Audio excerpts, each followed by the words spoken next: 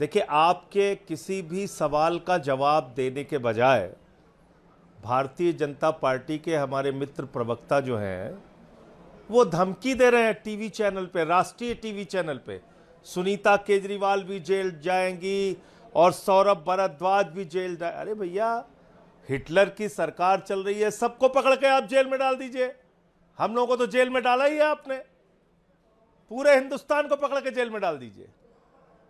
इस प्रकार की भाषा, इतना अहंकार अपने सत्ता का, यह कतई ठीक नहीं है। वक्त बदलता है, कौन कब कहां उठा के जेल में डाल दिया जाएगा इसकी चिंता मत कीजिए।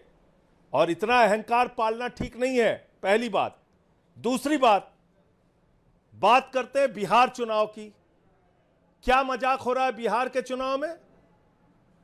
वहां पर केंद्रीय मंत्री लल्लन सिंह जी जाते हैं और खुलेआम कहते हैं ऑन कैमरा, जो वोट ना डालने उसको, जो तीर पे वोट ना डाले उसको घर से निकलने मत देना। कोई कार्रवाई नहीं। अनंत सिंह के मामले में जब चारों तरफ से दबाव बना तो एक गिरफ्तारी की औपचारिकता पूरी की गई, वरना तो वो 302 का मुकदमा दर्ज होने के बाद भी थाने के सामने जुलूस लेके प्रचार कर रहे थे। आज बिहार में 55 लाख वोट काट दिए गए हैं। बिहार के अंदर 70 लाख है आंकड़ा, 5 लाख डुप्लीकेट वोट हैं।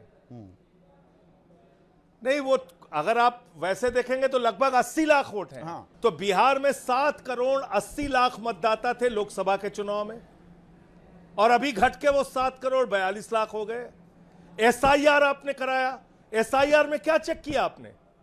एक ही आदमी दिल्ली में भी रह रहा है, वही आदमी बिहार में भी रह रहा है, वही आदमी बिहार के अलग अलग जिलों में भी रह रहा है। तो आप तो 5 साल में 10 बार वोट देंगे अलग अलग राज्यों में जाके? भाई, अलग अलग राज्यों में जाके 10 बार वोट देंगे? ये लोग सबूत की बात करते हैं ना, ये लोग सबूत की बात करते हैं ना।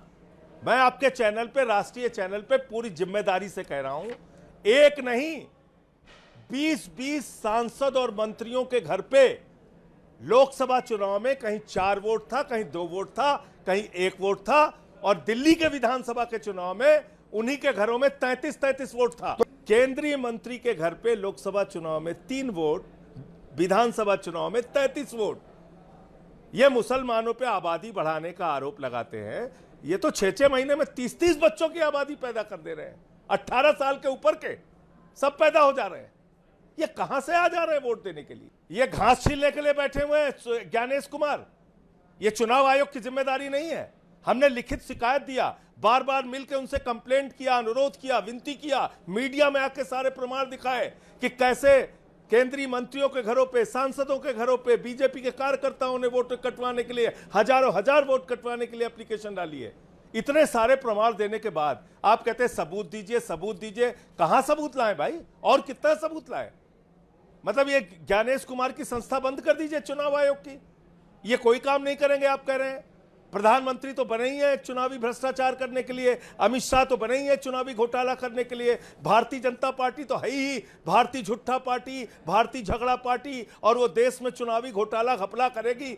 हम लोग शिकायत नहीं कर रहे हैं, ये एक अजीब बात लेके चले आते हैं सब लोग।